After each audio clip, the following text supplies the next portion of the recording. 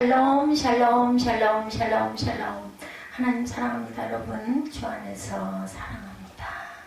교회들을 견고하게 하니라. 오늘 제목입니다. 15장 36절에서 41절 중심으로 우리 말씀인데 전체 41절까지 한번 보고 가죠. 2차 전도 여행을 다시 이제 한 바퀴 돌아보자. 바울이 그 얘기를 하면서 바나바와 갈라서는 그러한 역사가 있는데, 하나님이 때로는 이렇게 그런 부분을 통해서도 또 이제 양쪽으로 사역을 감당하게 하셔서 수리기아와 길리기아로 교회들을 양쪽으로 견고하게 하시는 사건, 15장 주석 우리 한번 살펴봅니다. 사도행전의 중요한 주제는 교회가 든든히 세워지는 것과 믿는 자의 수가 더해지는 것, 양적인 부흥, 그죠? 그리고 이제 이방인에게 전도가 되는 그런 것이 드러나는 그런 상황.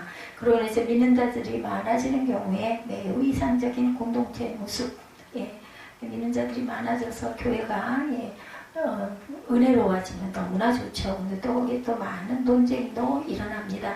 안디옥에서의 논쟁, 할례를 주장하는 사람들과 그렇지 않은 사람들이 대립을 하죠. 1절부터 보면 어떤 사람들이 유대로부터 내려와서 형제들을 가르치되 너희가 모세의 법대로 할례를 받지 아니하면 능히 구원을 받지 못하리라 하니, 지금으로 말하면 세례이죠. 할례가 바울이 바나바와 그들 사이 적지 않은 다툼과 변론이 일어난지라. 아마 바울과 바나바는 그거 큰 상관없다 아마 이렇게 주장했겠죠. 형제들이 문제에 대하여 바울과 바나바 및 그 중에 몇 사람을 예루살렘에는 사도와 장로들에게 보내기로 작정을 합니다.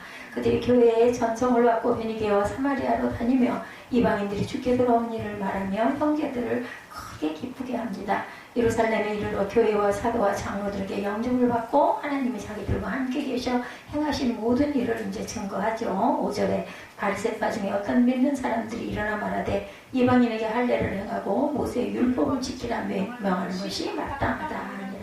사도와 장로들이 이 일을 논의하려고 모였어요.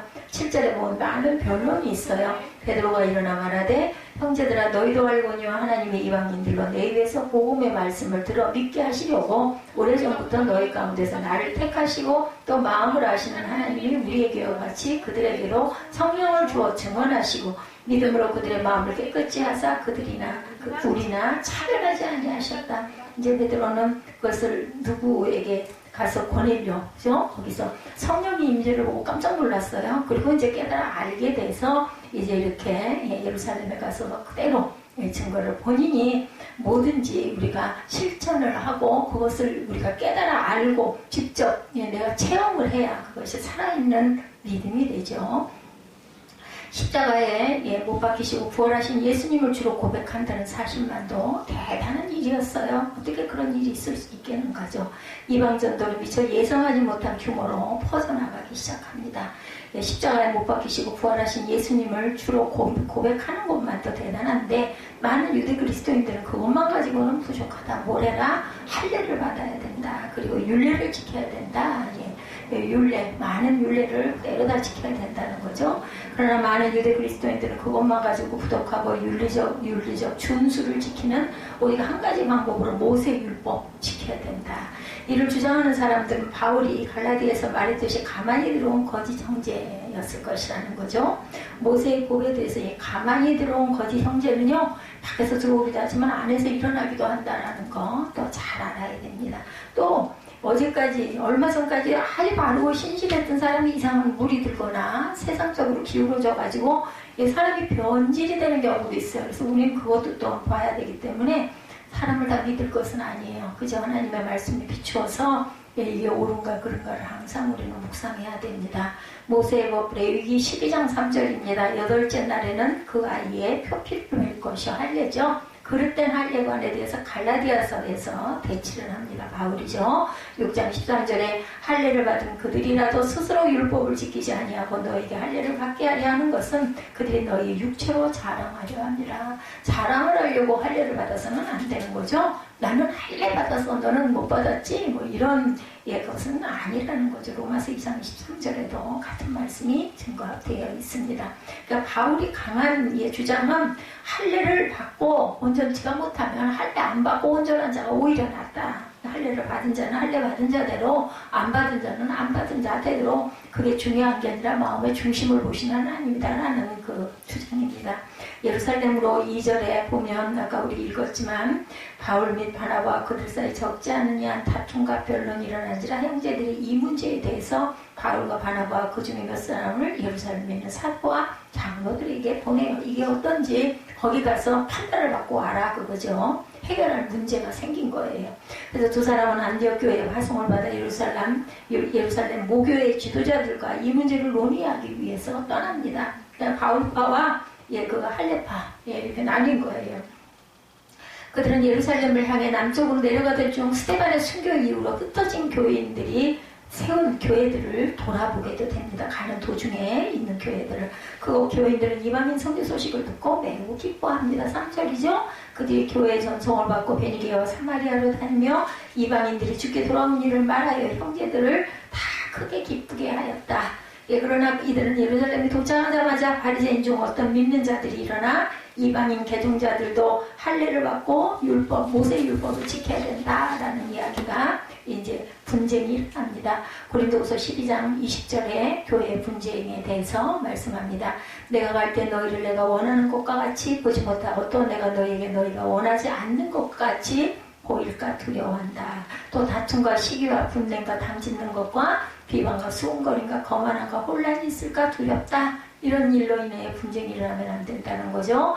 변론에 대해서 디모데후서 2장 23절에도 어리석고 무식한 변론을 버리라. 이에서 다툼이 난다라는 거예요. 무식한 변론들 이상하게 갖다 거기다 들이다 붙여가지고 변명을 하는 논리를 하지 말라는 거죠. 변론이라는 것은 거기서 다툼이 일어나고 교회가 깨지고 파벌이 생긴다라는 거죠.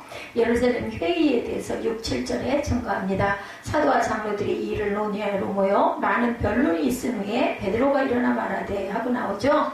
예, 형제들아 너희도 알거니와 하나님의 이방인들로 내 입에서 복음의 말씀을 들어 믿게 하시려고 오래전부터 너희 가운데서 나를 택하시고 또 마음을 하시는 하나님이 우리에게와 같이 그들에게 성령을 주어 증언하시고 믿음으로 그들의 마음을 깨끗이 하사 그들이나 우리가 차별하지 아니하셨느니라. 근데 지금 너희가 어찌하여 하나님을 시험하여 우리 조상과 우리도 능히 내지 못하던 멍에를 제자들의 목에 두려 하느냐. 우리도 온전하게 행하지도 못하고 그 율례를 다 지키는 자 하나도 없어요. 그죠? 모세 율법을 우리도 못하는 걸 왜 그들에게 이방인들에게 멍에를 매게 하고 우리는 그들이 우리와 동일하게 주 예수의 은혜로 구원받은 줄을 믿노라 하니라. 나는 믿는다. 하나님께서 그들을 선택하셔서 은혜를 주셔서 성령도 부어주셨다는 걸 나는 믿는다라는 이야기를 합니다. 또한 그들은 하나님을 시험하는 행위라는 것이죠. 12절에 보면 온 무리가 가만히 있어 바나바와 바울이 하나님께서 자기들로 말미암아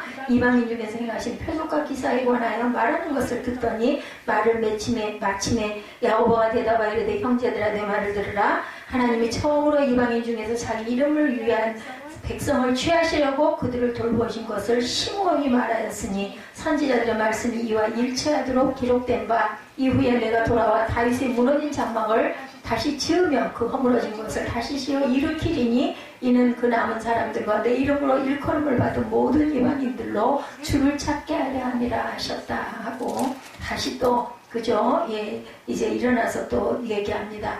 예, 시몬의 얘기를 야고보가 일어나가지고 형제들에게 증언하는 내용이 나타나 있습니다. 예, 하나님의 공평, 로마서 2장 11절에 보면 이는 하나님께서 외모로 사람을 취하지 아니하시는 거죠. 하나님을 시험하는 부분 시편 106편 14절에 광야에서 욕심을 크게 내며 사막에서 하나님을 시험하였도다. 이래가지고는 안 되겠죠. 야고보가 일어나서 마무리를 했어요. 그죠? 13절에 보면 말을 맺히며 야고보가 대답하여 형제들아 내 말을 들으라 하고 이제 시작을 합니다. 그것은 야고보의 결론 이방인 개종자들에게 할례나 다른 유대인의 관습을 부과하려는 일체의 시도를 금하는 내용을 증거합니다. 그러나 야고보는 아울러 유대 그리스도인들이 가질지도 모르는 불안과 불만도 또한 고려해서 얘기하죠. 유대인 그 신자들이 양심상 꺼리낌 없이 새로 가입한 이방인 성도들을 맞이할 조치가 필요하다. 야고보는 그런 이유로 해서 이방인 신자들에게 우상에게 제물로 바쳐졌던 짐승의 고기나 피를 완전히 빼지 않고 고기 그것을 먹는 유대인들이 꺼리는 특정 음식을 삼가라 이렇게 이야기를 하죠. 이것이 보면은 이렇게 약간 그 중립의 자리에서 온전치 못한 이런 거는 좀 지켜라 하고 얘기를 하는 거죠. 그리고 결혼에 관한 율법의 규정에 또한 순응할 것을 이야기하죠. 야고보는 자신의 판단을 구약성경 아모스 9장 11~2절을 인용함으로 뒷받침을 합니다. 인용하는 성경은 그 본문을 영적으로 해석하여 이방인들 가운데 하나님을 아는 지식이 확장될 것을 얘기하는 거죠. 예로부터 이것을 알게 하시는 주의 말씀이라 함과 같으니라. 그러므로 내 의견에는 이방인 중에 하나님께로 돌아오는 자들을 괴롭게 하지 말고 다만 우상의 더러운 것과 음행과 목매어 죽인 것과 피를 멀리하라고 편지하는 것이 옳으니 이는 예로부터 각 성에서 모세를 전하는 자가 있어 안식일마다 회당에서 그 글을 읽음이라 하더라. 사도와 장로와 온 교회들이 22절입니다. 그 중에서 사람들을 택하여 바울과 바나바와 함께 안디옥으로 보내기로 결정하니 곧 형제 중에 인도자인 바사바라는 유다와 실라더라. 이 사람을 이제 뽑아가지고 다시 보내요. 그죠? 예루살렘에서 다시 왔던 데로 돌려보내서 이렇게 해결됐다라는 것을 이제 이게 회의에서 이렇게 결정됐습니다 하는 그 증인으로 이 사람들을 뽑아서 거꾸로 보내죠. 그래서 우상의 제물을 먹어서는 안 되는 거죠. 에스겔 4장 14절에 내가 말하되 아하 주 여호와여 나는 영혼을 더럽힌 일이 없었나이다. 어려서부터 지금까지 스스로 죽은 것이나 짐승에게 찢긴 것을 먹지 아니하였고 가증한 고기를 입에 넣지 아니하였나이다. 이런 제물을 먹지 않는 것이 좋다. 음행에 대해서 고린도전서 10장 8절에 그들 중에 어떤 사람들이 음행하다가 하루에 23,000명이 죽었나니 우리는 그들과 같이 음행하지 말자 증거하죠. 사도들의 편지를 들고 가게 하죠. 22절에 그래서 떠나갑니다. 예루살렘 공회의 동의를 얻은 야고보의 결론은 그가 제안한 몇 가지 대안들과 함께 편지로 작성이 됐어요. 이 편지는 이방인 교회들에게 전해집니다. 예루살렘 교회는 유다와 신라를 선출해 편지의 내용을 확증하고 설명하도록 전달을 하죠. 회의에서 이제 해결이 된 거예요.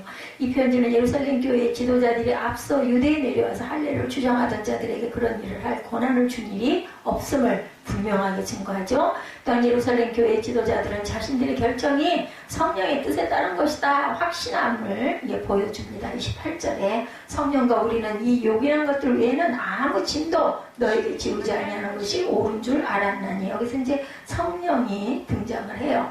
우상의 제물과 피와 목매어 죽인 것과 음행을 멀리할지니라. 이에 스스로 삼가면 잘 되리라. 평안함을 원하노라 하였더라. 그들이 장별하고 안디옥에 내려가 무리를 모은 후에 편지를 전하니 읽고 그 위로한 말을 기뻐하더라.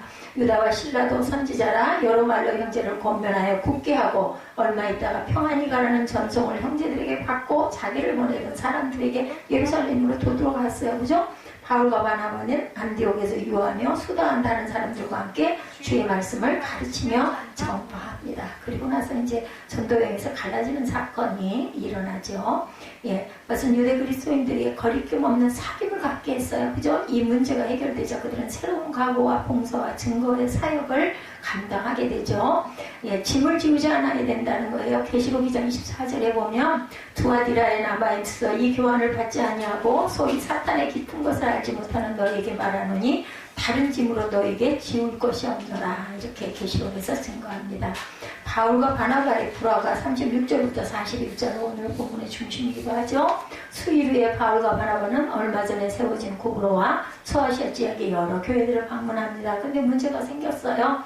바나바는 마가라는 요한을 데리고 가자니 자기 생질이기도 하죠. 제안했고 바울은 마가가 지난번 버가에서 돌아갔던 일을 기억하면서 그를 데리고 갈 수는 없다. 자격이 없다. 이제 이렇게 아주 엄하게 이것을 딱 금을 긋는 거죠. 그 사람은 자기의 주장을 포기하지 않고 심히 싸웠다라고 얘기하죠. 그 전도 여행이 두 갈래로 나뉘어집니다. 그러니까 그렇게 은혜 받은 사람들도 이렇게 고집을 부리고 고집이 더 세죠. 그래서 목사 고집은 누구도 감당을 못한다는 이야기도 있습니다. 바울은 신라가 자기와 관점을 같이 할 만한 사람임을 발견하고 새로운 여행의 동반자로 3절 40절 41절에 보면 그래서 수리아와 길리기아로 다니며 교회들을 경고하게 하였다. 신라에 대해서 고린도후서 1장 19절에 증거합니다. 우리 곧 나와 실로아노와 신라예요. 디모데로 말미암아 너희 가운데 전파된 하나님의 아들 예수 그리스도는 이해하고 아니라 믿지 아니하셨으니 그에게는 이해만 되었느니라. 신라를 실로아노라고도 표기했다는 걸 우리가 알고 갑니다. 그래서 사도행전 15장은 교회가 개종자들을 받아들이려 할 때 중요하게 여겨야 할 점을 자세하게 교훈하고 있죠. 그것은 오직 예수 그리스도께 대한 믿음뿐임을 분명히 말합니다. 또한 교회 공동체를 하나 되게 하는 것은 믿음이고 성령이 하나 되게 하심으로 가능하다. 사는 것은 우리가 뭘지, 우리가 왜 사는지, 어디로 가는지 항상 결단하며 또한 갈등할 때가 많아요. 우리의 선택이 사는 삶 속에 항상 찾아오죠. 아침에 일어나는 것부터 갈등을 합니다. 오늘은 내가 어떻게 할 것인가, 몇 시에 일어날 것인가, 좀 더 살 것인가, 그죠? 저도 늘 새벽녘에 깨어있다 보니까 어떨 때는 뭐 2시, 어떨 때는 뭐 1시 반, 뭐 어떨 때는 눈 뜨면 3시, 그러면 어떡하지? 그 생각을 항상 해요. 좀 더 잘까 일어날까 갈등합니다. 밥을 많이 먹을까 조금 먹을까, 이거 먹어도 괜찮을까, 또 이거 먹고 또 속이 부대끼지는 않을까, 이거 건강에는 괜찮아, 이런 생각하죠. 옷을 오늘은 뭘 입고 나갈까, 이거 늘 생각합니다. 나는 또 누구와 이런저런 이야기를 좀 하고 싶은데 이거 좀 해도 괜찮을까, 이 갈등도 하죠. 점심을 먹는 것, 선택하는 것, 직장인들, 그죠? 메뉴 선택 이렇게 항상 갈등이라고 한다면서요. 결국 우리는 이런 늘 갈등 속에서 결단하며 살아갑니다. 늘 36절에서 41절의 말씀은 바울과 바나바의 결별의 사건이죠. 그래서 우리가 41절까지 쭉 읽어봤습니다. 이 일로 그들은 심하게 다툰 후에 서로 갈라서고 말았다. 39절에 보면, 그래서 바울은 신라를 택한 후 형제에게 주의 은혜에 부탁함을 받고 떠나 수리아와 길기아로 다니며 교회들을 경고하게 하였다. 참 훌륭한 목회자였던 바울과 바나바, 그죠? 바나바가 바울을 세웠어요, 그죠? 찾아가서, 그죠? 함께, 나와 함께 사역하자 해가지고 그랬는데 그냥 그만 이렇게 사람을 선택하는 부분에 있어서 뜻이 갈라집니다. 바울은 빌립보서 2장 3절에 보면 아무 일이든지 다툼이나 허영으로 하지 말고 오직 겸손한 마음으로 각각 자기보다 남을 낮게 여기라, 이렇게 말했던 바울이 다퉜어요. 그것도 어떻게 다퉜다고요? 심하게 다퉜다. 멱살 잡이 안 했나 몰라요. 그래서 심하게 다퉜다고 하는 거 보니 성경은 다퉈서 피차 갈라섰다 이렇게 기록합니다. 이게 도대체 어떻게 된 일일까? 귀한 선교사여, 하나님의 나라를 증거하는 아주 귀한 대들보들이 싸워서 그냥 갈라졌어. 성경에는 갈등에 대한 이야기들이 여러 군데 나오죠. 항상 보면 우리의 삶도 마찬가지예요. 살다 보면 누구나 겪게 되는 갈등, 제가 아까 우리 일상 속에서 소소한 일들 말씀을 드렸지만 본문에 나타난 바울과 바나바의 갈등을 근거로 이 갈등이 무엇인지, 그리고 어떻게 이해해야 하는지, 어떻게 대처해야 하는지, 우리는 이럴 때는 어떻게 해야 될 것인지 살펴봅니다. 먼저 이들의 갈등의 원인을 보면 마가, 누군가가 있었어요. 그죠? 자기 생질, 바나바의 생질, 마가의 다락방이 유명하죠. 꽤 있는 집 아들이었던 것 같고 젊은 청년이었던 것 같아요. 큰 선교가 그렇게 은혜스럽고 은혜 안 받은 사람인 경우에 또 다 좋기만 했겠냐고 열정이 있어서 따라 나서긴 했는데 너무 환경도 열악하고 힘들고 덥고, 그죠? 이 청년이, 부잣집 청년이 처음에는 열정으로 따라 나섰는데 나중에는 자꾸 자기 삼촌은 뒷전으로 가고 바울만 인기가 상승하니까 여러 가지 마음에 갈등도 있었을 거라는 그런 이야기도 있습니다. 바나바는 조카 삼촌 사이죠. 전에 마가와 바울을 따라 전도여행을 떠났어요. 1차 때 전도여행 중에 바울과 바나바를 떠나갑니다. 여러 가지 설이 있어서 향수병을 앓았다, 애인이 그리워서 갔다, 어머니의 건강을 염려해서 갔다. 여러분, 우리는 몰라요, 그죠? 전해지는 이야기들만 그랬나 하고 생각을 하죠. 걔들과 함께 일하고 싶어서 갔다, 혹은 바울이 주도권을 가지고 자기 성친이 밀리는 것이 싫어서 부하가 치밀어서 그만뒀다. 그러나 동기가 어찌됐든 당연히 도중에 그만둔 건 사실입니다. 근데 다시 전도여행을 떠날 때 바나바가 마가를 다시 데리고 가자 하니까 거기서 아마 바울이 굉장히 이런 부분에서 좀 강했던 사람인 것 같아요. 바나바는 다시 기회를 주고 싶었고 마가 입장을, 조금 자라나는 청년이다 보니까 자기 조카이기도 하니까 또 이해도 되니까 그랬던 거고, 바울은 그런 사람은 같이 일할 사람이 못 된다, 끝까지 아니고 중도에서 하차하는 거는 온전한 자세가 아니다라는 거죠. 그래서 데리고 가느냐 놔두고 가느냐 그러다가 결국은 다투다가 갈라서 버립니다. 저 여러분 같으면 마가를 데리고 갔겠나 글쎄요. 어떠십니까? 글쎄 저도 아마 바울같이 그렇게 굴지 않았을까. 우리는 항상 원리와 원칙에 입각해서 판단을 하게 되죠. 사람 중심은 그때 당시의 상황을 매우 중요하게 여깁니다. 이 사람 믿을 사람이 못돼. 끊기가 없어. 꾸준하지가 못돼. 이랬다 저랬다. 변덕이 심해. 이런 게 결격 사유일 수도 있습니다. 일 중심은 간단 명료하게 딱 잘라서 말을 하죠. 사람 중심을 길게 누리면서 이것저것 이해하려고 설명도 하고 정상 참작도 많이 합니다. 일 중심은 딱 잘라서 사람 중심은 그래도 그 사람은 그래도 이런 변을 좋지 않는가요? 아직 어려서 그렇지 이런 거죠. 일 중심은 옳다 그러다가 중요하고 사람 중심은 좋다 싫다가 중요합니다. 등산을 하더라도 일 중심은 정상까지 꼭 가야 등산의 맛이 난다 이렇게 얘기하고 사람 중심은 가다가 즐거우면 아무 데서더라도 앉아서 쉬고 놀고 또 돌아 내려갈 수도 있고 이런 거지 꼭 정상에만 가야 되느냐 과정도 아주 중요하다 이런 이야기. 이렇게 서로 간의 중심점이 충돌하는 것을 우리는 뭐라 그래? 갈등, 선택도 마찬가지죠. 그리고 우리 마음의 선택, 어떤 그 상황의 선택도 마찬가지입니다. 갈등은 한자어에서 칙을 의미하는 갈자와 등나무를 의미하는 등자가 만나서 된 단어입니다. 얽히고 설킨 매우 복잡한 양상, 이것이 갈등이라는 거죠. 한 문자가 그 뜻이 참 깊어요. 보면은 서로 다른 취향, 성격, 의견 등으로 해서 생긴 심리적 불평감, 긴장감, 불일치와 충돌, 분쟁으로 야기된 상황을 갈등이라고 부릅니다. 그렇다면 근본적으로 갈등은 왜 생길까? 남과 다른 것이 갈등과 다툼의 원인이 되죠. 일반적이지 않은 것. 그러다 보면 이해를 하는 사람과 못하는 사람이 있죠. 그래서 한참 그런 말 유행했죠. 다르다는 것은 서로의 관점이라는 것이 그것이 잘못된 것은 아니다. 다른 것뿐이다. 이런 얘기 한참 많이들 했습니다. 반드시 싸우는 것만은 그것만이 죄가 되지는 않는다.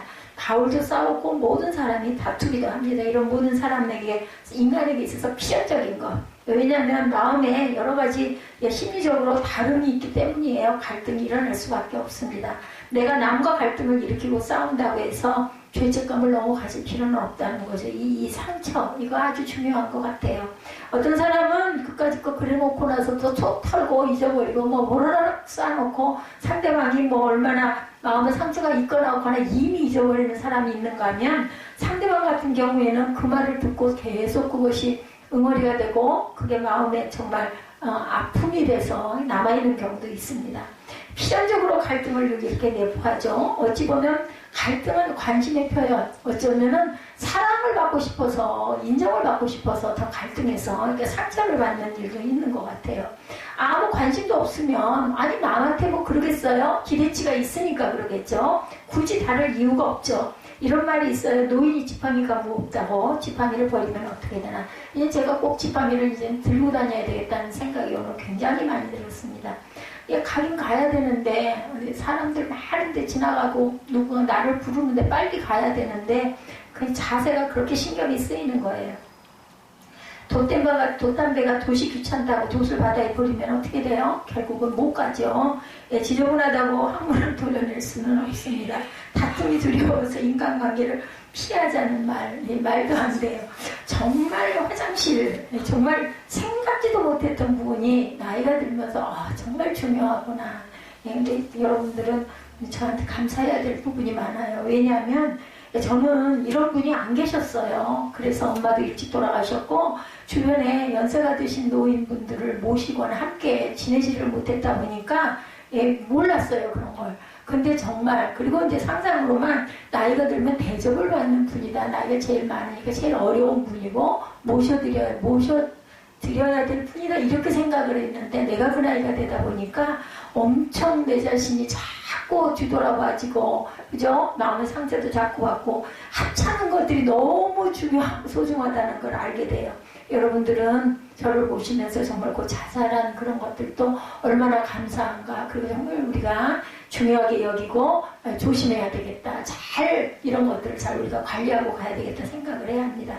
오늘 말씀의 핵심은 초대교회에서 가장 위대한 업적을 남긴 두 사람이 다투고 싸우다가 결국은 갈라섰다. 우리 오늘 보면 중심이 36절에서 41절이죠. 주석을 다 하느라고 한 장 전체를 봤습니다만 우리는 하나님의 신뢰를 가장 많이 받고 있던 두 사람이 크게 싸우다가 헤어졌다는 말에 충격을 받습니다. 아니 그렇게 신실한 사람들이 그죠? 그러나 이 싸움이 오히려 새로운 국면을 만들어내죠. 그들은 막판에 아름다운 반전을 이룹니다. 바나바는 마가 요한을 데리고 구브로, 키프로스예요. 키프로스 지금들 우리가 지도에서 보면 새로운 선교의 역사를 이루는 하나의 장을 열고 바울은 신라를 데리고 1차 전도 여행 때 다녔던 도시들을 다시 방문하느라 길을 떠나죠. 싸움의 결과 파국이 아니라 오히려 선교의 역량을 2배로 키운 결과. 왜냐하면 이들이 견해 차이가 있어서 크게 다투기는 했지만 그것을 양보하지는 않았지만 결국은 하나님의 영을 받으신 분들이기 때문에 그 목적지를 달리해서 갔지만 그곳에서 또한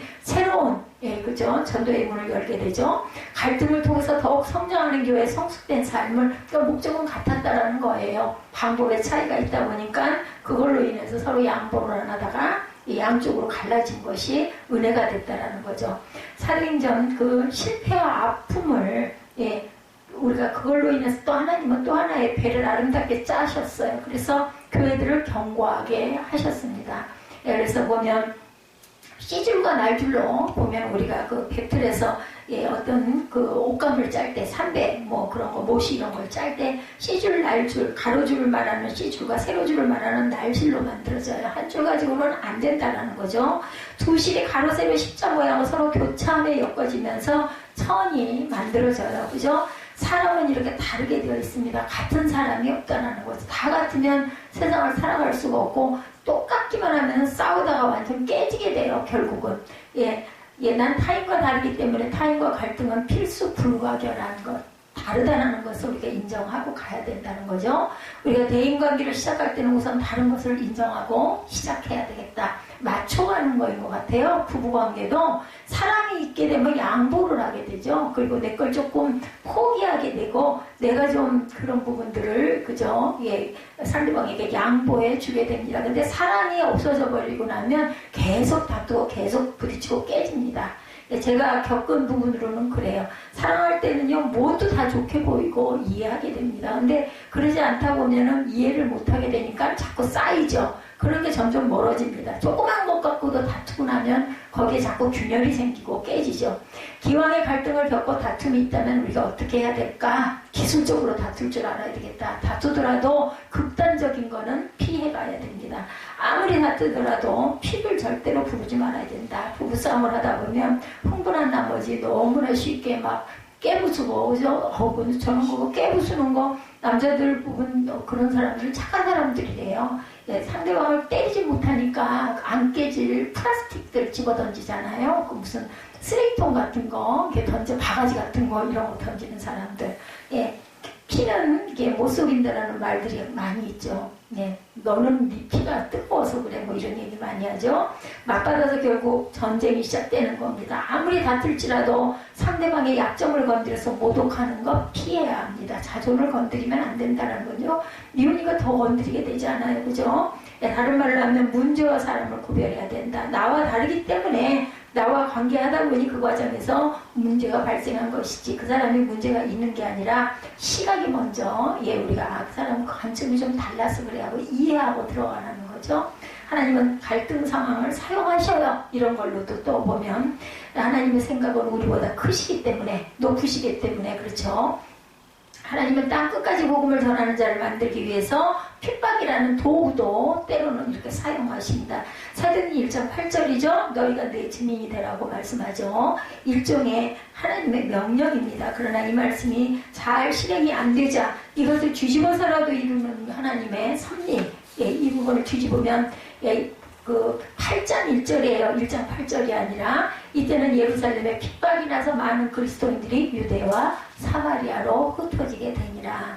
사도행전 8장 1절 한번 읽어보실래요? 사울은 그가 죽인 당한 마땅히 8장인가 그 죽임당할 마땅히 얘들아 그날에 예루살렘에 있는 교회에 큰 박해가 있어 사도 외에는 다 유대와 사마리아 모든 땅으로 흩어지니라. 흩어집니다. 하나님의 핍박이라는 도구를 사용해서 복음을 전파하게 하시고 이렇듯 하나님은 뒤집어서라도 당신의 뜻을 이루신다라는 거죠. 1장 8절인가 8장 1절은 이렇게 거꾸로 된 그런 상황. 그래도 목적은 같았다라는 거죠. 사도행전 1장 8절에 성령이 너희에게 임하시면 너희가 권능을 받고 예루살렘과 온 유대와 사마리아 땅 끝까지 이르러 내 증인이 되리라 하셨고 8장 1절에서는 아까 뭐라고요? 흩어졌다라고 해요. 증인이 된 게 아니라 그렇게 해서 하나님께서는 흩어서라도 거기서 또 그죠? 예, 증인이 되게 하는 그러한 사건이 일어나는 거죠. 예, 8장 1절에 큰 박해가 있어 사부에 있는 다 유대와 사마리아 모든 땅으로 흩어지게 해서 영을 받게 하여가지고 거기서 예, 하나님의 귀한 뜻을 이루는 하나님께서 이런 사건들이 일어난다라는 거죠.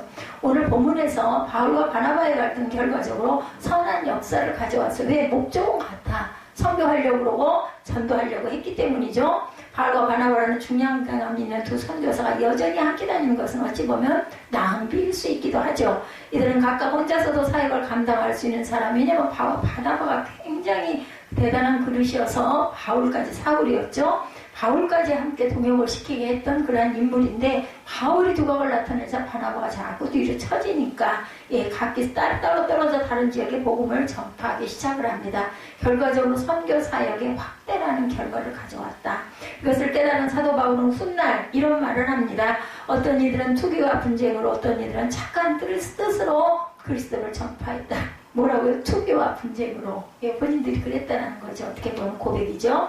이들은 내가 복음을 변명하기 위하여 세우심을 받은 줄 알고 사랑으로 하나 저들은 나의 매임의 괴로움을 더하게 할 줄로 생각하여 순전치 못하게 다툼으로 그리스도를 전파하니라. 그죠? 본인이 그것을 깨달았다는 거죠. 그러면 무엇이뇨? 외모로 하나 참으로 하나? 예, 빌립보서 1장 15절에서 18절 내용이에요. 무슨 방도로 하든지 전파되는 것은 그리스도니 이로써 내가 기뻐하고 또한 기뻐하리라. 이제 그 이후에 깨달아서 빌립보서를 어디서 오해서 썼죠. 에필골몬이죠. 예, 다시 한번 볼까요?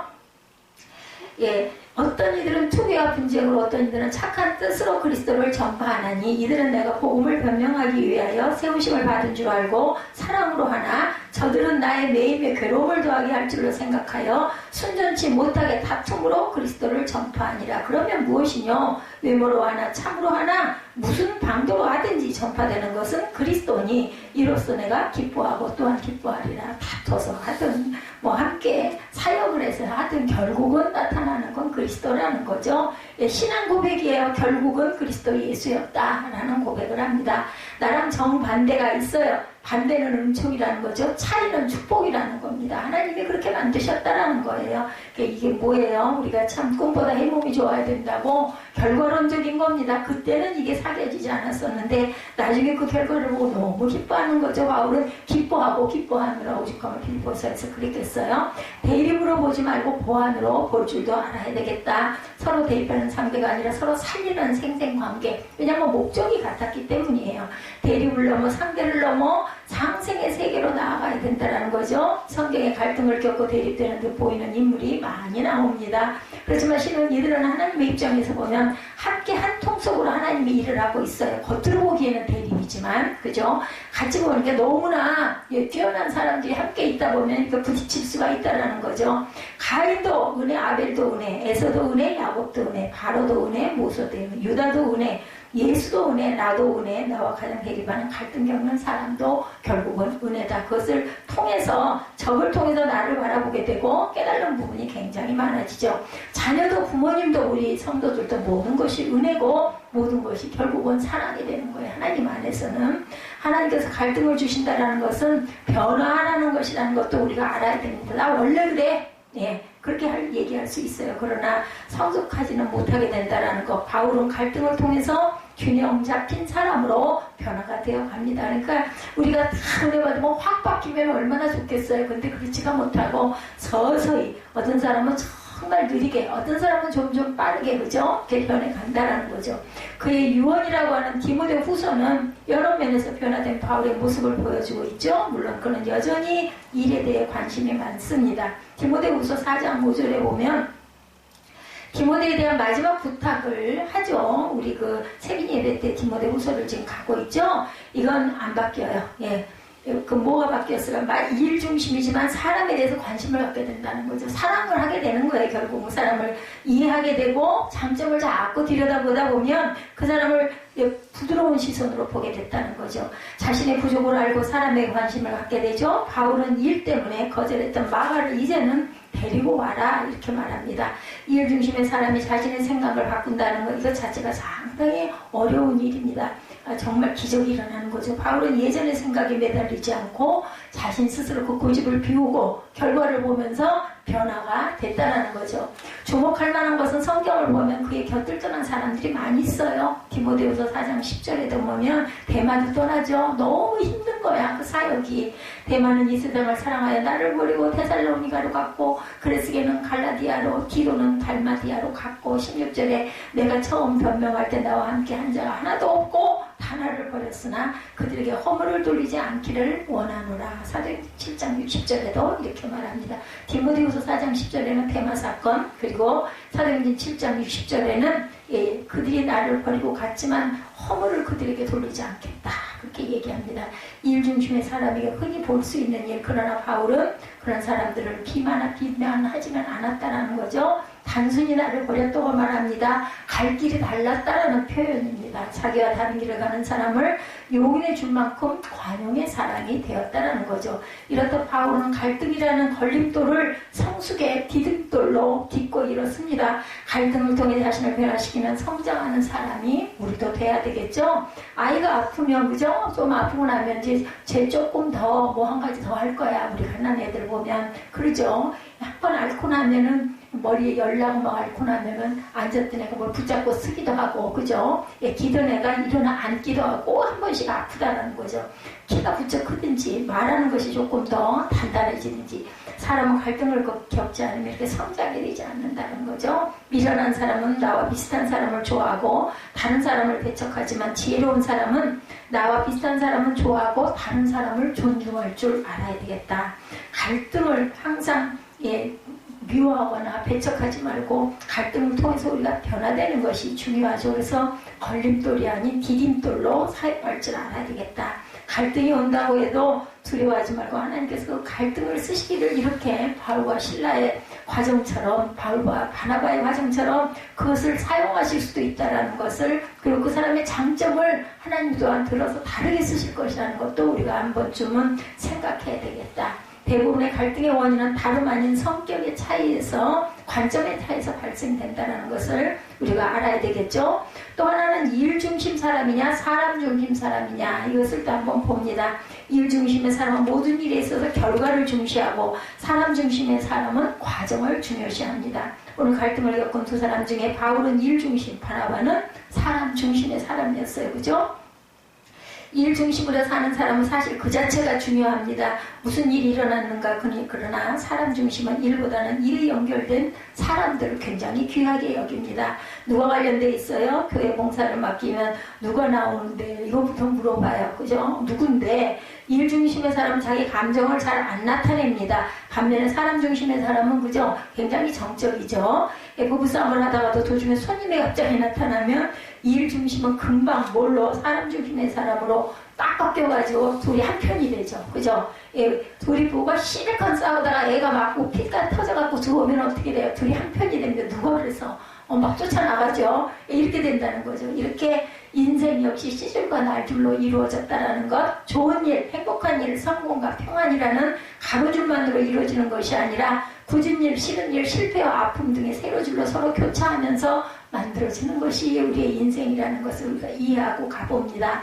이것을 모를 때 아프고 힘들고 절망스럽고 괴로운 일을 거부하고 싶고 내 인생에서 지워버리고 싶지만 인생을 조금 더 살다 보면 내가 좀 알고 보니까 거부하고 싶었던 일, 지워버리고 싶었던 일들이 어떻게 보면 반드시 필요한 것이었다는 것을 우리가 인정할 수도 있다는 거죠. 그래서 우리 인생에서 거부하고 싶었던, 지워버리고 싶었던 일 중에 가장 큰 것, 그것은 사람에게 받은 상처, 이 부분들이 굉장히 크게 오래 남아 있습니다.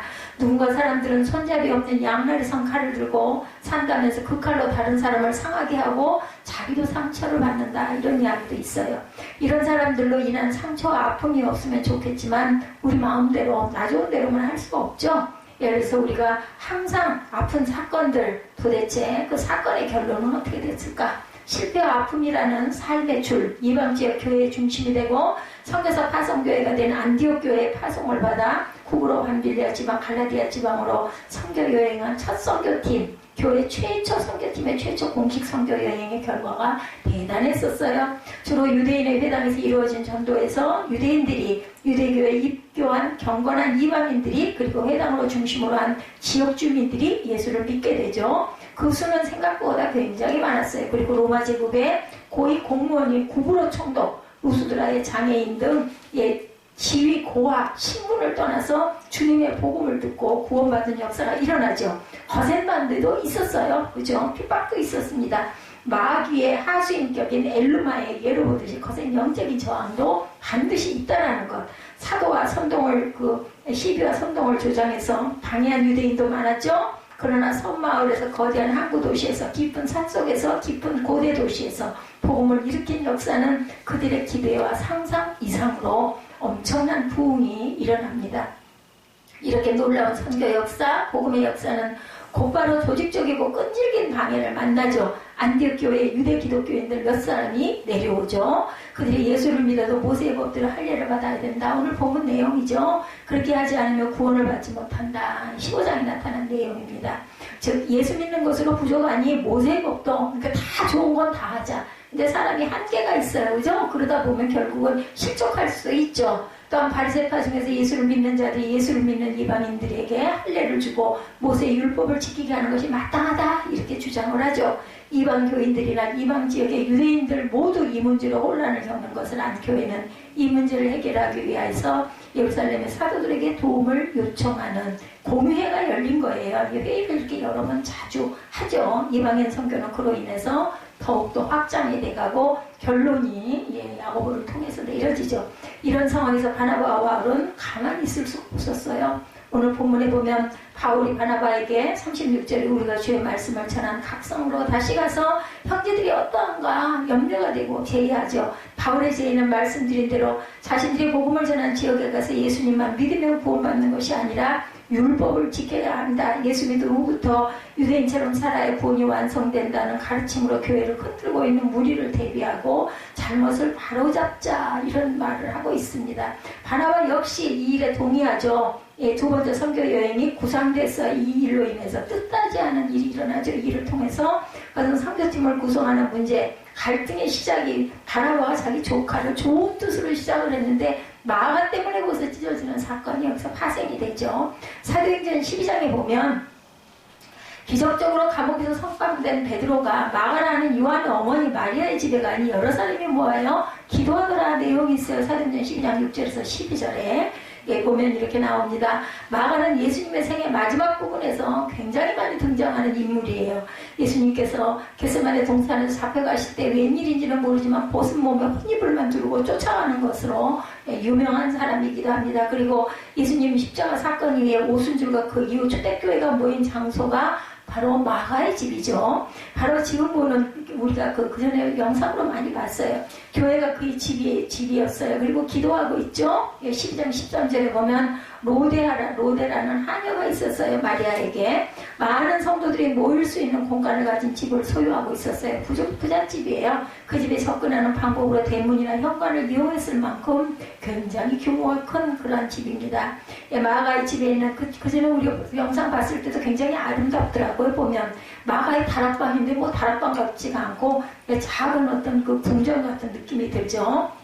근데 성경은 이 마가를 바나바의 조카라고 소개합니다. 골로새서 4장 10절에 나와 함께 갇힌 아리스다고와 바나바의 생질 마가와 이렇게 소개합니다. 따라서 우리가 짐작할 수 있는 것은 마가의 아버지 혹은 어머니는 구브로 출신의 유대인으로 예루살렘에서 크게 성공한 부유한 사람, 그런 중에 예수님을 믿게 되고 나중에는 자기 형제인 바나바도 예수를 믿게 되었다. 그러던 중 로마 클라디우스 황제 때 팔레스타인 지역이 큰 흉령이 들고 예루살렘 교회가 크게 어려울 때 안디옥 교회는 그들을 위하여 헌금을 해줍니다. 그때 바나바와 바울이 그 헌금을 전달하러 예루살렘에 갔다가 돌아오는 길에 마가를 데리고 안디옥으로 가게 된 사건이 사도행전 12장 25절에 나타나 있습니다. 그리고 선교 여행까지 마가가 동참하게 되죠. 나 먼저 해본 사람의 경험도 누군가가 도움도 없는 최초의 선교 여행은 지금까지 마가가 살아온 부여와 평안한 삶과 달랐겠죠. 힘들었겠죠. 좋아 보여서 열정으로 따라갔지만 쉽지 않은 일이에요.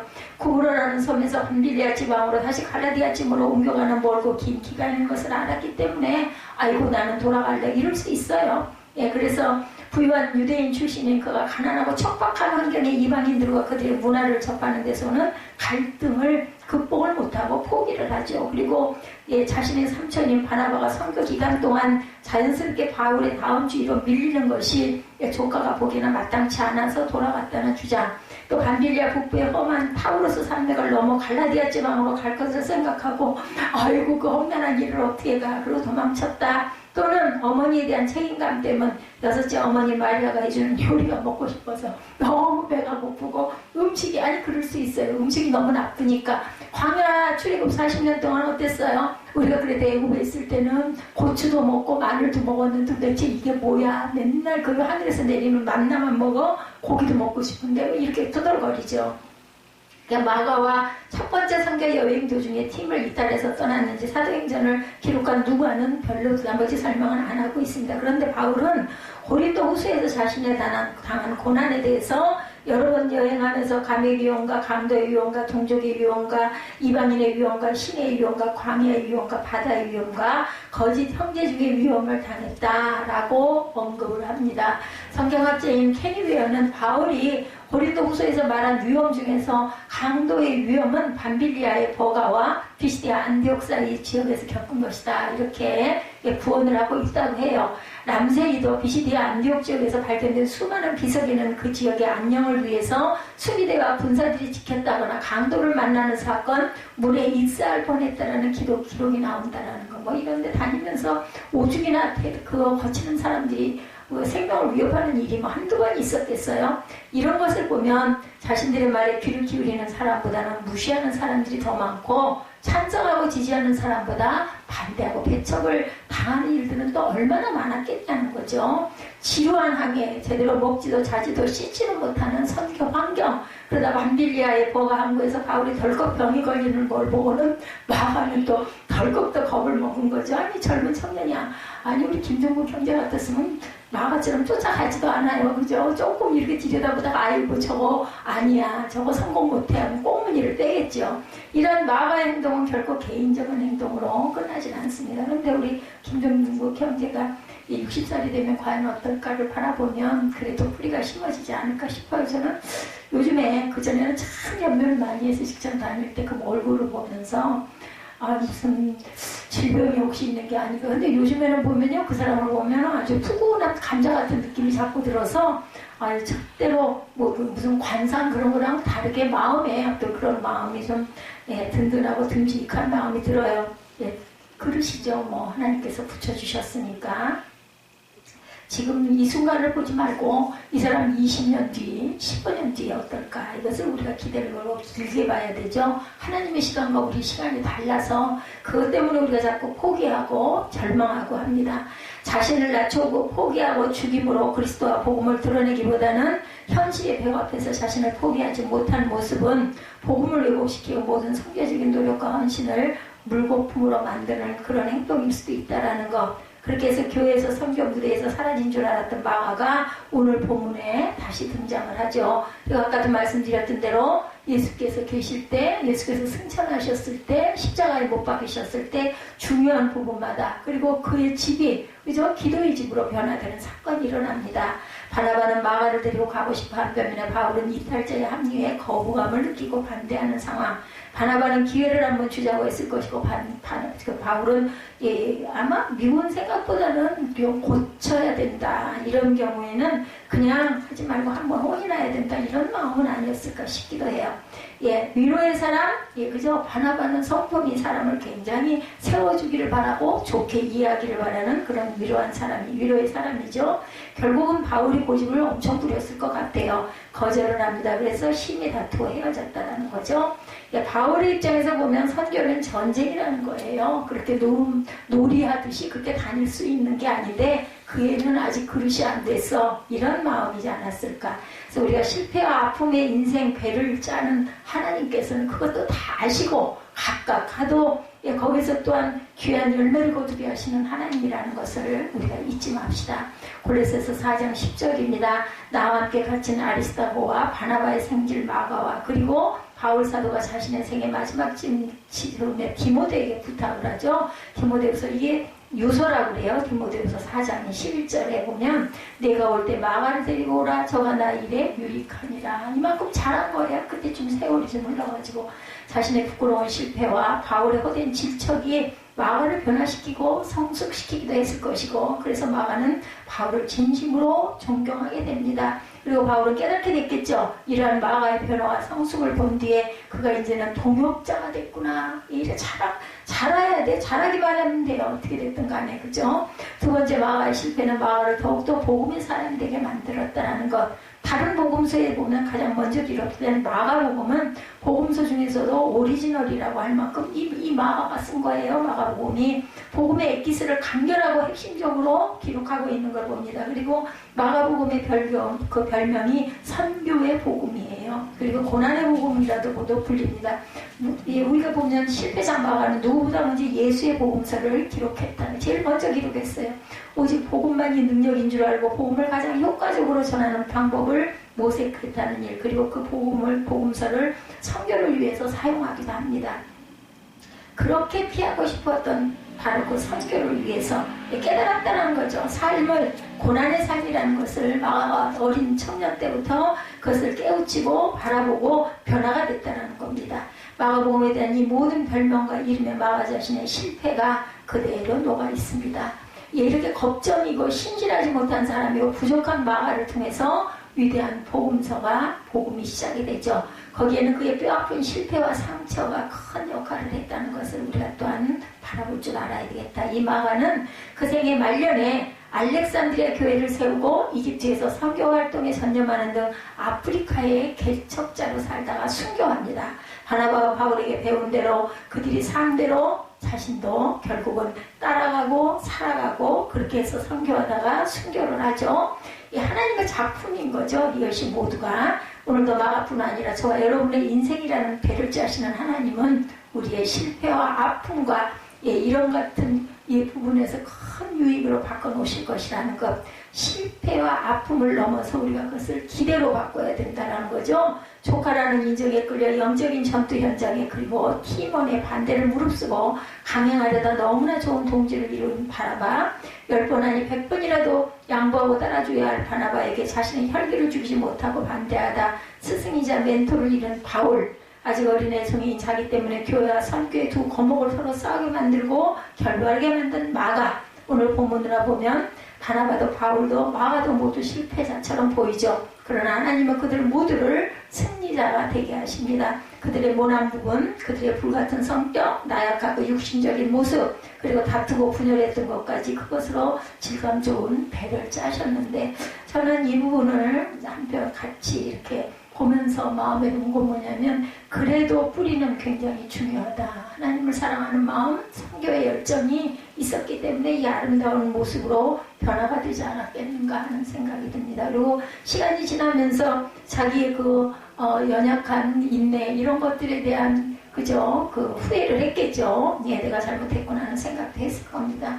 약점, 단점으로 인하여 힘들 때, 사람에게 상처를 받을 때 그 모든 것이 하나님의 손에 있다는 것, 그리고 그 하나님이 그것으로 저와 여러분의 인생을 가장 아름답게 만드실 것이라는 것, 그 하나님은 신뢰하고 기대하는 가운데 저와 여러분의 인생이 아름답게 하나님 보시기에 온전한 모습으로 자라가시기를, 변화되시기를 주님의 이름으로 축복합니다.